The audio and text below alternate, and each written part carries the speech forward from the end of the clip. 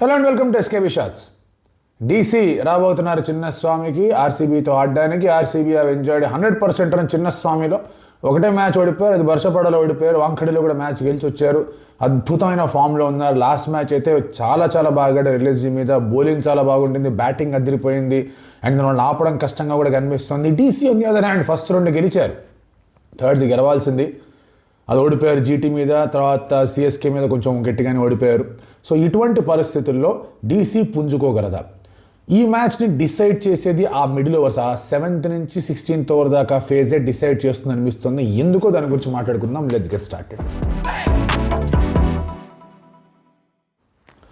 Firstly middle overs ఉన్న phase ఎందుకు పెట్టారంటే, you look at the matches one by DC. వాళ్ళు మొదటి మ్యాచ్ ఆడినప్పుడు కూడా దేవర్ 26 for 4. ఆ తర్వాత అక్కడి నుంచి మిడిల్ ఓవర్స్లో స్టబ్స్ అండ్ అలాగే మన రిజ్వీ పార్ట్నర్షిప్ అనేది బాగా అదిరిపోయింది. అక్కడ మొదటి మ్యాచ్ గెలిచారు. సెకండ్ మ్యాచ్లో కూడా ముంబైకి అగేన్స్ట్గా వికెట్లు పడిపోయినాయి. మళ్ళీ అక్కడ మీకు రిజ్వీ అండ్ మిగతా వాళ్ళందరూ కాంట్రిబ్యూట్ చేసుకుంటూ వెళ్ళి మిడిల్ ఓవర్స్లో గెలిచారు. ఓడిపోయిన మ్యాచెస్ చూడండి, ఓడిపోయిన మ్యాచెస్లో మిడిల్ ఓవర్స్లోనే తడబాటు కనిపించింది. రాహుల్ నిశంక బాగానే స్టార్ట్ చేశారు జీటీ మీద, ఆ తర్వాత మిడిల్ ఓవర్స్లో వికెట్లు పడిపోయి లాస్ట్లో కొంచెం ఫినిష్ కనిపించింది, లాస్ట్లో పోయింది. Even against Chennai super Kings బాగానే స్టార్ట్ చేస్తారు అనుకుంటున్న సమయంలో వికెట్లు పడ్డాయి. ఆ తర్వాత మిడిల్ ఓవర్స్లో ఇంకా ఆ గ్రాఫ్ అనేది ఇంకా కొంచెం కిందకు పడుతూనే వచ్చింది. దానివల్ల అక్కడ కూడా వాళ్ళు పూర్తి స్థాయిలో ఫినిష్ చేయలేకపోయారు. సరే గ్లవ్ హడావిడ అంతా అయింది, అది వేరే విషయం, పక్కన పెట్టండి. అదే ఆర్సీబీని చూడండి. ఆర్సీబీ యాక్సెలరేషన్ అంతా మిడిల్ ఓవర్స్ నుంచి వచ్చింది, కర్టెసీ దేర్ కెప్టెన్. ప్రతి మ్యాచ్లో సరే లాస్ట్ మ్యాచ్ అంటారు 146 కొట్టాలి, అక్కడ మిడిల్ ఓవర్ యాక్సెలరేషన్ కనిపించింది అనుకోండి. బట్ ప్రతి మ్యాచ్లో ఆ మిడిల్ ఓవర్ యాక్సెలరేషన్ అనేది అద్భుతమైన స్టైల్ రజత్ పాటిదార్ చేశాడు. సో ఒకవేళ ఢిల్లీ క్యాపిటల్స్ ఆ మిడిల్ ఓవర్స్ యాక్సెలరేషన్ ఆర్సీబీ తగ్గించగలిగితే, లేదా ఢిల్లీ క్యాపిటల్స్ మిడిల్ ఓవర్స్లో వీళ్ళు కొలాప్స్ అవ్వకుండా వీళ్ళు ప్లాట్ఫామ్ మీద బాగా బిల్డ్ అవుతూ ముందుకెళ్తే దెన్ ఢిల్లీ క్యాపిటల్స్కి ఛాన్స్ ఉంది. Otherwise there is no chance, absolutely there is no chance. RCB clear ఫేవరెట్స్గా మ్యాచ్లో బరిలో దిగుతారు, అందులో ఎటువంటి డౌట్ ఉంది. ఇక్కడ మొమెంటం వాళ్ళ వైపు ఉంది, పాయింట్స్ టేబుల్ వాళ్ళ పైన ఉన్నారు, సెట్ టీమ్గా వాళ్ళది కనిపిస్తుంది. డీసీకి సంబంధించి కొన్ని ప్రాబ్లమ్స్ ఉన్నాయి. అక్షర్ పటేల్ బ్యాట్ నుంచి రన్స్ రావట్లా, బౌలింగ్ చేస్తున్నాడు. సో పవర్ ప్లేలో కొంచెం రిస్కీ ఓవర్స్ చేస్తున్నాడు కూడా, బౌలింగ్లో పెద్దగా మనం వంకలు పెట్టకూడదు, కానీ బ్యాట్ నుంచి రన్స్ అయితే రావట్లేదు. తర్వాత మీకు సమీర్ రిజ్వీ ఒకటే కొంచెం కన్సిస్టెంట్గా అంటే లాస్ట్ 2 మ్యాచ్లు సమీర్ రిజ్వీ కూడా ఏం ఆడలేదు. ఆ తర్వాత నితీష్ రాణా తీసి అశుతోష్ని తెచ్చుకున్నారు. అది ఎంతవరకు బ్యాటింగ్ ఆ ఇష్యూస్ సాల్వ్ చేస్తుంది అనేది అనేది క్వశ్చన్ మార్క్స్ ఉన్నాయి. And at the same time బౌలింగ్లో కూడా మీకు కుల్దీప్ యాదవ్ వికెట్లు తీయట్లా. సో ఇన్ని ఇబ్బందులు అనేవి డీసీకుని అవన్నీ సాల్వ్ చేసుకోవాల్సిన అవసరం ఉంది. ఒక హోప్ ఏంటంటే లాస్ట్ టైం ఢిల్లీ చిన్నస్వామికి వచ్చినప్పుడు కేఎల్ రాహుల్ కాంతారా సెలబ్రేషన్ చేశాడు. అలాంటి సెలబ్రేషన్ మళ్ళీ జరిగింది అంటే కనుక DC can come back to their winning ways. అది రావాలంటే KL in Chinnaswamy local boy, but in different team still కొంచెం సపోర్ట్ అనేది ఉంటుంది అతనికి. He will have to fire, అందులో ఎటువంటి డౌటు లేదు. సో ఈ విషయంలో మనం కీ బ్యాటిల్స్ గురించి మాట్లాడుకుంటే కనుక I think Josh for what he has done in the last match will definitely play. ఖచ్చితంగా ఆడబోతున్నాడు. అండ్ జాష్ హేజల్వుడ్కి గుడ్ డే అంటే ఆర్సీబీకి గుడ్ డే, జాష్ హేజల్వుడ్కి బ్యాడ్ డే అంటే ఆర్సీబీకి కూడా bad day.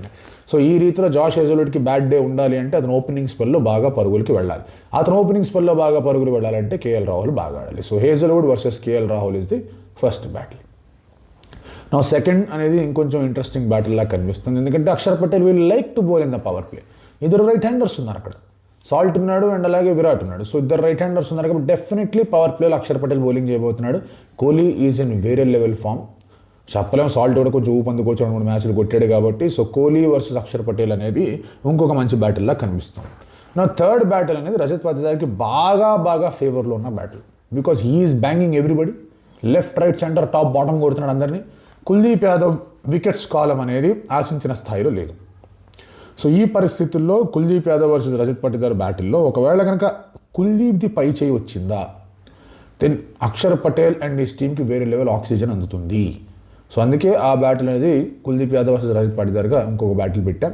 Of course Krunal Pandya versus Stubbs Miller కూడా అంతే రీతిలో అద్భుతమైన బ్యాటిల్లో ఉండబోతుంది. భువీ వర్సెస్ నిశంక కూడా బాగా ఉండబోతుంది. రషీక్ సలాందార్ వర్సెస్ స్టబ్స్ ఆర్ మిల్లర్, అది కూడా ఒక చక్కటి బ్యాటిల్ లాగా మనం చూడబోతున్నాం.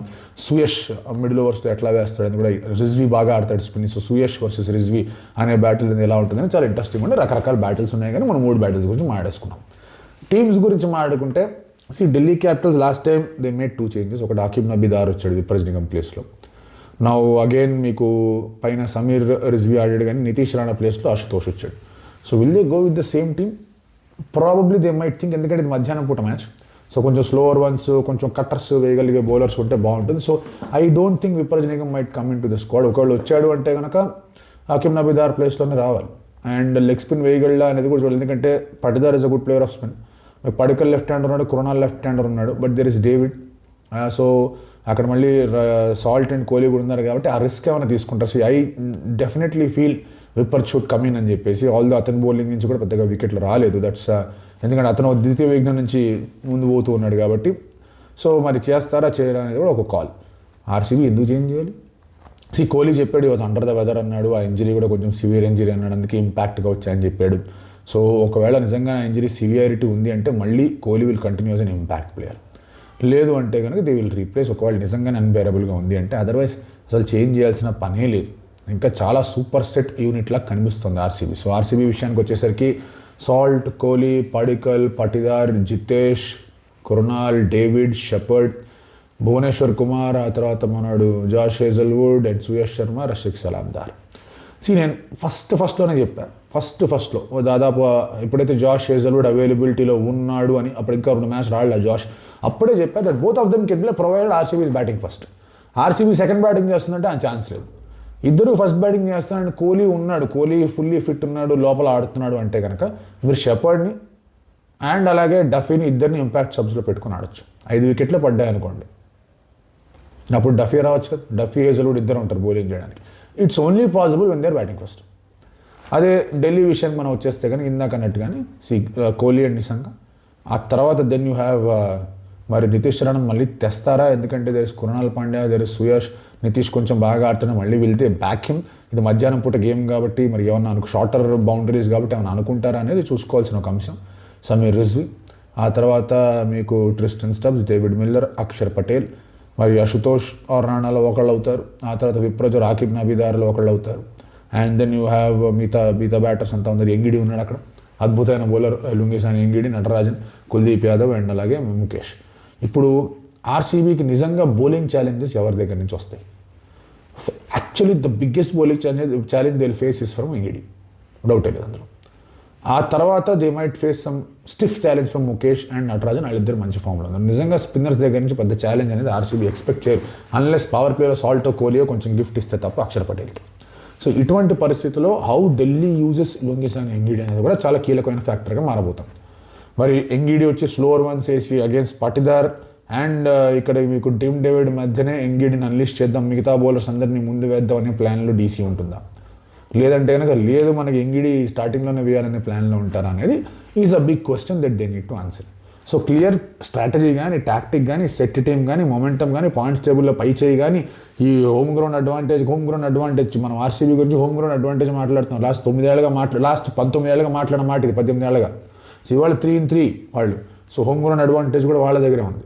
So RCB will clearly start as favourites. Delhi చాలా జాగ్రత్త పడి ఇందాక అన్నట్టుగానే ఆ మిడిల్ ఓవర్స్లో కనుక వాళ్ళ మిడిల్ ఆర్డర్ని ఆపియగలిగితే DC has a chance. By the way ఇవాళ రివ్యూ ఇవ్వడం లేట్ అవుతుంది, ముందే చెప్తున్నా. ఐఎమ్ గోయింగ్ అవుట్ అనే వర్క్, అక్కడ నాకు మొబైల్ సిగ్నల్స్ అనేవి సరిగ్గా ఉండవు, ఇంటర్నెట్ సిగ్నల్స్ అనేవి సరిగ్గా ఉండవు. I can not be sending, upload చేయడం కష్టం అవుతుంది. సో కొంచెం లేట్ అయ్యే అవకాశాలు ఉన్నాయి, ముందే చెప్పేస్తున్నా. It's a kind request, late అవ్వచ్చు. అండ్ ఆల్సో ఐఎమ్ ట్రావెలింగ్ రేపటి నుంచి, సో కొన్ని వీడియోలు లేట్ అవుతాయి ఈ 2-3 రోజులు. Please bear with me. Thank you so much.